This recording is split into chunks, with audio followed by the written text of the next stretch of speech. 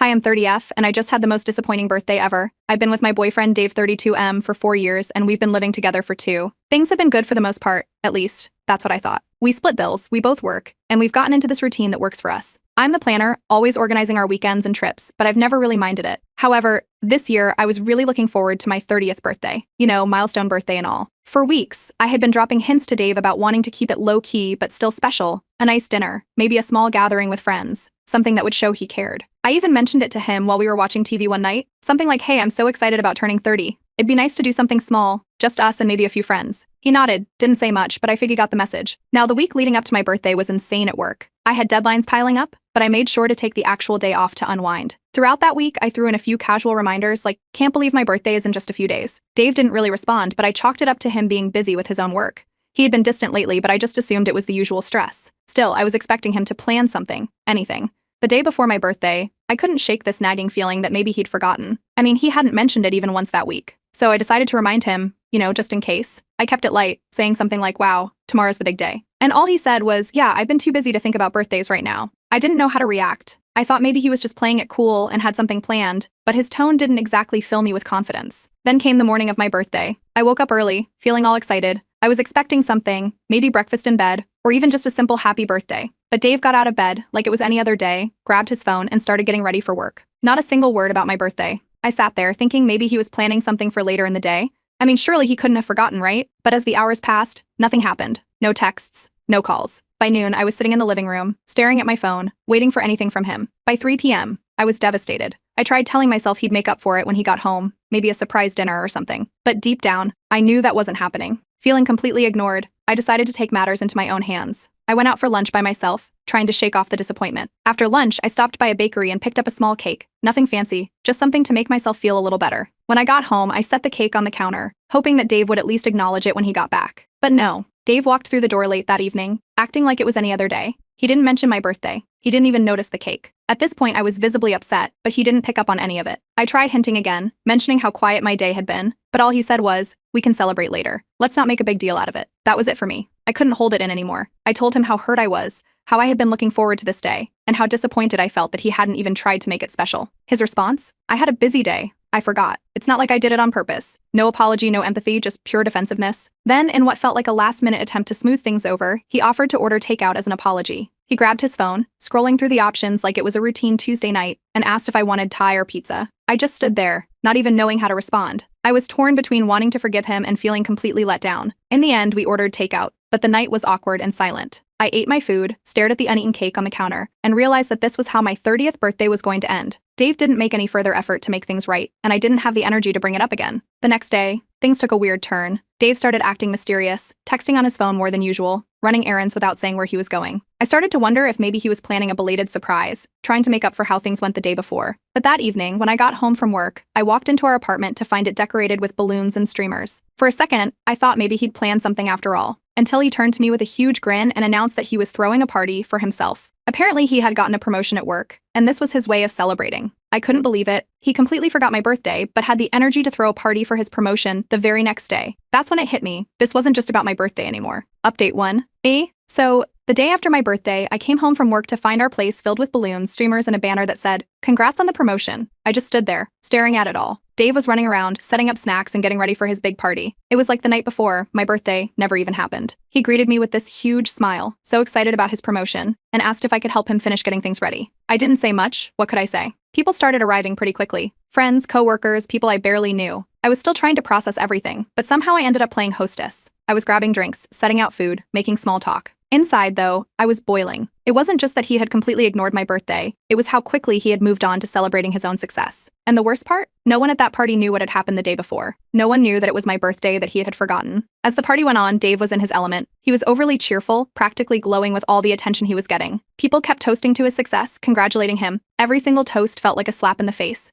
I tried to smile and be polite, but it was getting harder with each passing hour. It became so clear to me that I was invisible in this moment. Everyone was here for him, and I felt like an afterthought. At one point, my best friend pulled me aside. She could tell something was off and asked me what was going on. I hadn't really planned on talking about it, but it all came pouring out. I told her how Dave had completely ignored my birthday, how he hadn't even mentioned it once, and how now he was throwing this big party for himself the day after. She looked at me, completely shocked. Her first instinct was to tell me to confront him again, but I didn't want to ruin the night for everyone else. I figured I'd wait until after the party, but honestly, my patience was wearing thin. The longer the night went on, the more frustrated I got. Every time someone would raise their glass to toast Dave's promotion, it felt like another punch to the gut. I was clearing up empty cups and plates while people cheered for him, and I couldn't stop thinking about all the other times he had let me down. Missed anniversaries, forgetting things I'd asked him to do, always putting his work or his friends before me. It all started to pile up in my mind, and I realized this wasn't just about my birthday. This was about a pattern of him always putting himself first. Near the end of the night, one of Dave's friends made a joke that just tipped me over the edge. He laughed and said, "Man, Dave, you're terrible with dates. Didn't you forget your own anniversary last year?" Everyone laughed, including Dave, and that was it for me. I couldn't stand it anymore. I excused myself, went straight to our bedroom, and locked the door behind me. I couldn't stop the tears at that point. I wasn't just sad anymore, I was furious. After the guests had left, Dave eventually came looking for me. He knocked on the door, sounding more confused than concerned. He asked why I was acting dramatic and what my problem was. That was the final straw. I opened the door and just let it all out. I told him how hurt I was that he had completely ignored my birthday, how I had waited all day for him to even acknowledge it, and how he made me feel unimportant. Instead of apologizing, he got defensive. He said it was just a birthday and that I was overreacting.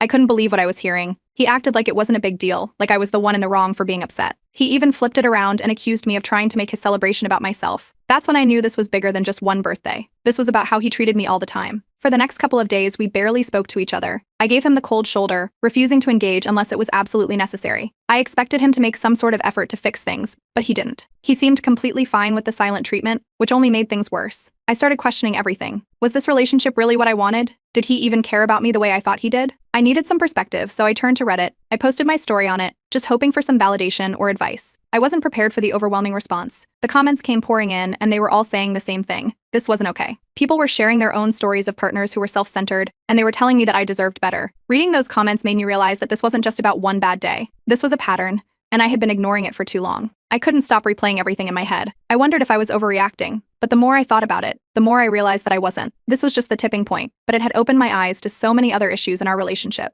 After reading through hundreds of comments, I started to realize that maybe I did deserve better. Maybe this wasn't the relationship I thought it was. That's when I made a decision. I needed space. I packed a small bag and told Dave I was going to stay with a friend for a few days to clear my head. I didn't know what was going to happen next, but I knew I couldn't keep living like this. Something had to change. Update 2. After I packed my things, I went straight to my best friend Lisa's place. She was waiting for me, knowing something was wrong as soon as I called. I didn't have to say much when I arrived. She just opened the door and gave me a hug, and I crashed on her couch with my small bag, feeling completely drained. The plan was to stay for a few days just to clear my head, but even as I unpacked, it already felt like this temporary move could last longer. I couldn't stop replaying the past few days in my head. It wasn't just about the birthday anymore. I kept thinking about all the other times Dave had been thoughtless. Missed anniversaries, plans that he forgot about, little things I had asked him to do that always slipped his mind. And I'd always made excuses for him, telling myself he was just busy or stressed. But now it was like all of those moments were flashing back to me, one after the other, and I couldn't ignore them anymore. It was overwhelming. Lisa could tell I was lost in my thoughts. So later that night, we had one of those long, late-night talks that only best friends can have. She didn't hold back, and I appreciated it. She pointed out what I had been avoiding. This wasn't just about Dave forgetting my birthday. It was a bigger issue,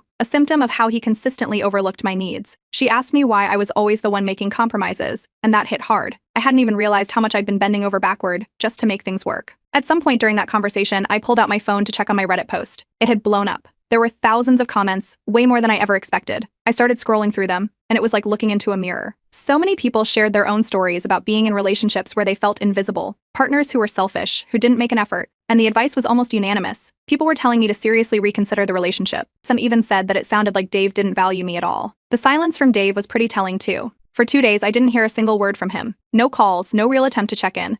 When he finally did text, the message was short and dismissive. He apologized, but in a way that didn't really feel like an apology. It was more like, I didn't mean to forget, but you know how I am. Let's just move on. He didn't seem to understand why I was upset, or maybe he just didn't care. Either way, it was frustrating. I realized he wasn't taking responsibility for what happened. He was just trying to smooth things over and avoid the conflict. Later that night, Lisa gave me some tough love. She said I deserved better, someone who wouldn't forget my birthday or brush off my feelings so easily. And she was right. Why was I putting up with someone who couldn't even show up for me in the smallest ways? It wasn't just about this one event. It was about a pattern of behavior that I had been ignoring for too long. As I lay in bed, scrolling through more Reddit comments, one of them really stood out. Someone wrote, "Is this how you want to feel on your birthday every year? If not, what are you waiting for?" That hit me like a ton of bricks. I didn't want to spend the rest of my life wondering if Dave would ever care enough to make an effort. That comment was a wake-up call. I started making a mental list of all the other times Dave had made me feel small or unimportant. Times when I had put in the effort and he hadn't. Times when I had gone out of my way to show him I cared. and he had done the bare minimum in return. Each memory felt like another piece of the puzzle, and it was all starting to make sense. This wasn't just about the birthday. The birthday was the final straw in a relationship that had been unbalanced for a long time. But even with all this clarity, the future felt uncertain. I didn't know if things could change. Could Dave ever step up?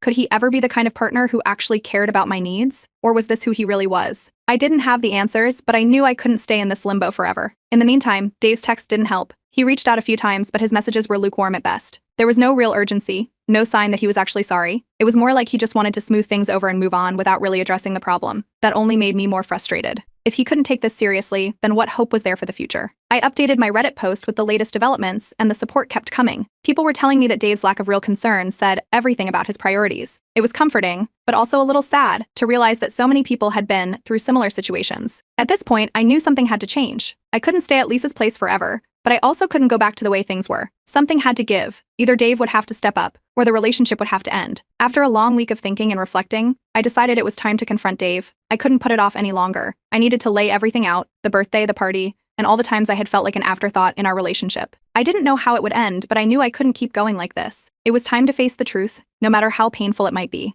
Update 3. After a few days of reflection at Lisa's, I knew it was time to face Dave. I couldn't keep putting it off, no matter how much I dreaded it. I headed back to the apartment, my stomach in knots the entire drive. When I walked in, I found him sitting on the couch, scrolling through his phone, like everything was perfectly normal. The sight of him lounging there, completely unaware of the storm brewing, rubbed me the wrong way. He didn't even seem surprised to see me. Just a casual, "Hey, didn't know you were coming back today." That nonchalance hit me hard. I dropped my bag by the door and sat down across from him. The air was thick with tension, and neither of us said anything at first. Dave kept fidgeting with his phone, clearly uncomfortable, but not making any effort to break the silence. I could feel my frustration building, and I knew I couldn't let him brush this off. I started by bringing up my birthday, how it had hurt me when he didn't acknowledge it, and how the party the very next day made things worse. I didn't get far before he interrupted me. "It's not that big of a deal," he said, his tone dismissive. I said I was sorry, didn't I? That was it for me. That one line, dismissing my feelings like they didn't matter, made me see red. I didn't hold back after that. All of the anger and hurt that had been building up for months, maybe even years, came pouring out. I listed every time he had made me feel invisible. Missed anniversaries, forgotten plans, his refusal to put any effort into our relationship. The birthday incident was just the final straw in a long line of disappointments. I couldn't take it anymore. Dave didn't take it well. He immediately got defensive, blaming his busy work schedule and saying I was being overly sensitive. He even had the audacity to bring up his promotion again, as if that somehow justified everything. "You know how much I've had going on," he said, like that was supposed to make it all okay. As I kept talking though, something clicked. I realized just how exhausted I was, exhausted from always being the one who cared more, the one who made the plans, the one who carried the emotional weight of the relationship. It wasn't just about Dave forgetting my birthday, it was about how I had been making excuses for him for years. I was tired, and I couldn't do it anymore. That's when I gave him an ultimatum. I told him things couldn't go on like this. Either he started putting in real, tangible effort, no more empty promises, no more I'm busy excuses, or we were done. I made it clear that I wasn't going to keep lowering my standards for him. He needed to step up, or there was no future for us. Dave looked completely shocked. He hadn't expected me to be this serious, and for the first time during the conversation, he was speechless. But then, like clockwork, he started backtracking, trying to smooth things over. He promised to do better, said he would plan more, would never forget anything important again. He said all the right things, but as I listened, I couldn't shake the feeling that I'd heard it all before. I stood there, watching him make promises I wasn't sure he could keep. I wanted to believe him, but there was a nagging voice in the back of my mind reminding me of all the times he had said something similar. What was different this time? Why should I believe that this time would be any different? For a brief moment, I considered giving him another chance. Maybe this was the wake-up call he needed. Maybe things really would change if I just gave him the opportunity to prove it. But then I stopped. I took a deep breath and asked myself, do I really want to keep fighting for his attention? Do I want to spend the rest of my life reminding him of my worth? The answer hit me like a ton of bricks. Even as Dave continued talking, making more promises, I could see that his attitude hadn't changed. He still didn't fully grasp the gravity of the situation. His words sounded good, but his nonchalant demeanor told me everything I needed to know. He wasn't taking this seriously, and I couldn't ignore that anymore. After hours of going back and forth, I came to a decision.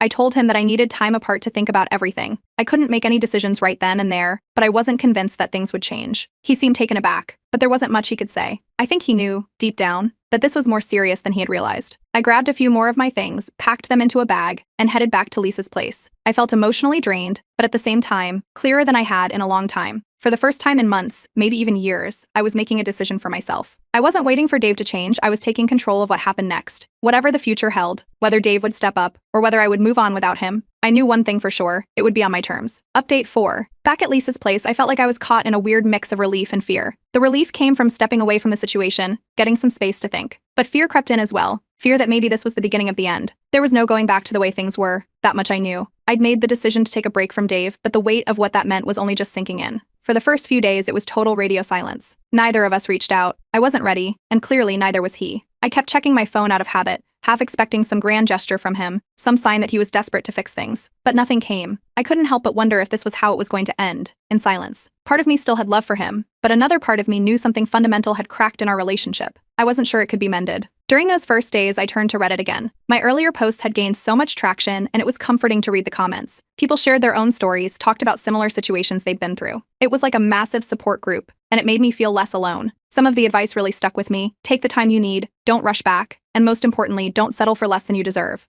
I was trying to take all of that to heart, but it wasn't easy. Lisa and a few other close friends noticed the change in me almost immediately. We all got together one night, and they sat me down for a serious talk. They pointed out how much lighter I seemed, even though it had only been a week since I left the apartment. Lisa, in particular, was blunt. She told me I needed to start putting myself first, that this break was a chance for me to really figure out what I wanted, whether that included Dave or not. They weren't wrong. I had felt a weight lift since stepping away, but the thought of ending things for good still terrified me. A week passed before Dave finally reached out. He sent a long message saying he missed me and that he had been reflecting on everything. He wanted to talk and insisted he was willing to change. Reading his words, though, I couldn't shake the feeling of skepticism. I'd heard similar things from him before, and his actions never seemed to line up with his promises. I showed Lisa the message, and her immediate response was, "He's just saying what he thinks you want to hear." I didn't want to be cynical, but part of me knew she was right. His message sounded nice, but where was the accountability? Where was the acknowledgement of what had happened and how we got here? Still, I couldn't deny that I was curious. A small part of me wanted to believe him, wanted to think that maybe this time was different. Then he threw me a curveball. He suggested we go to couples counseling. Dave, who had always dismissed the idea of therapy, suddenly wanted to try it. That definitely caught me off guard.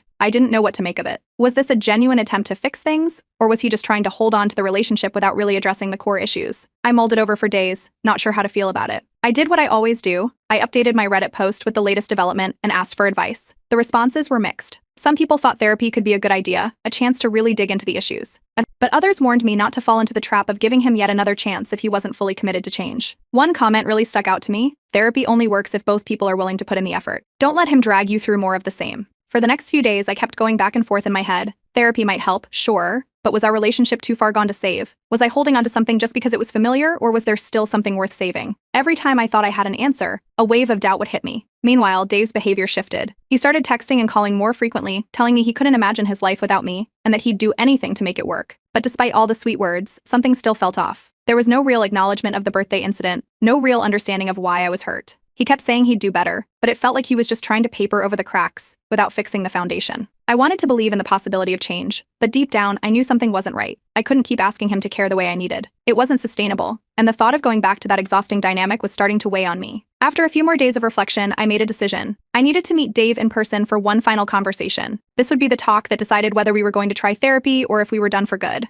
I didn't want to drag things out any longer. We met at a park we used to go to when we first started dating. The tension was thick as soon as I saw him. We sat down on a bench, and before he could start with his apologies, I laid it all out. The birthday, the years of feeling like an afterthought, the lack of effort. I told him that words weren't enough anymore. I needed real, tangible action. And even then, I wasn't sure if it wasn't too late. Dave looked taken aback. He promised to start planning more, to never forget another important date, and he insisted counseling would help. But as he spoke, I realized something. He still wasn't taking responsibility for the past. He was just trying to smooth things over in the present. That was the moment I knew. No matter how much he promised to change, something fundamental was missing, and I couldn't wait around for him to figure it out anymore. Update 5. After the confrontation with Dave, I went back to Lisa's place feeling completely drained. I replayed the entire conversation in my mind, trying to make sense of it. He had said all the right things, promises to change, to do better, to never forget anything important again, but something about it still felt off. His words didn't match the weight of what had been building up for years. It felt like he was focused on saying whatever he thought would keep me around, rather than truly understanding what needed to change. Later that night, Lisa and a couple of our close friends came over. They could tell I was exhausted, both physically and emotionally. We talked everything through again, and they reminded me of something important. I shouldn't have to teach someone how to care about me. They pointed out that in a healthy relationship, effort and care should come naturally,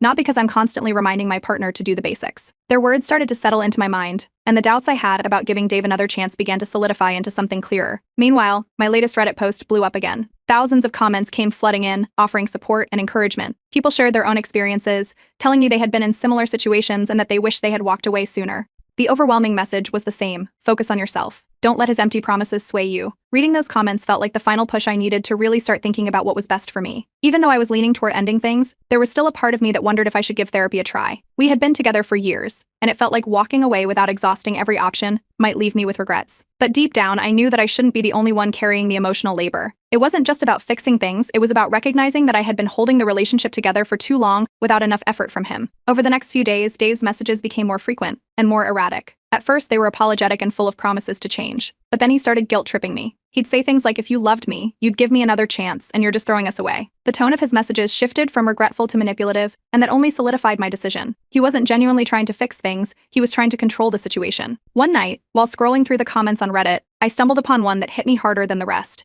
The fact that you're constantly having to ask for basic decency means this isn't the right relationship. Love isn't supposed to feel like begging. That one comment flipped a switch in me. I realized that I had been holding on to a version of Dave that didn't exist anymore, if it ever did. I had been waiting for him to change, but in reality, I had changed. I was done lowering my standards and hoping for the bare minimum. The next morning, I sent Dave a long message. I laid it all out, explaining that while I'd always care about him, I couldn't keep being in a relationship that drained me emotionally. I told him that I wouldn't be pursuing therapy or reconciliation. I made it clear that this was the end. His response came quickly. He was defensive, accusing me of being selfish and saying things like, "You're giving up too easily," and "I can't believe you're doing this after everything we've been through." But surprisingly, I didn't feel shaken by his words. Instead, I felt calm, confident even. For the first time in a long time, I knew that I was making the right decision for myself. I arranged a time to go back to the apartment and collect my things. Lisa and 2 other friends came with me for support. When we got there, Dave wasn't home, which made the whole process easier. I packed up my belongings without the emotional tension of seeing him, and we left without any drama. Walking out of that apartment with my things, I felt a sense of closure wash over me. It was painful, sure, but I knew that it was the best decision for me. There was no doubt lingering in my mind anymore.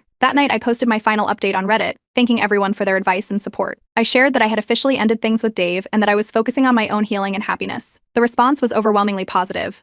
People congratulated me for standing up for myself, and the outpouring of support was incredible. Over the next few weeks, I focused entirely on healing. I started seeing a therapist on my own, journaling, and reconnecting with friends I hadn't spent much time with during my relationship with Dave. Little by little, I started feeling more like myself again. The weight of the relationship, of always having to fight for attention and care, slowly lifted. I hadn't realized how much of myself I had lost until I started getting it back. It's still early days, but I feel hopeful for the future. I've learned so much about what I deserve and what I won't settle for anymore. I don't need to be in a relationship where I'm constantly fighting to be seen and heard. I'm ready for a fresh start, on my own terms this time. One afternoon, I was walking through the city, and for the first time in years, I felt free. This breakup wasn't the end of something, it was the beginning of a new chapter in my life. And for the first time in a long time, I'm genuinely excited about what's next.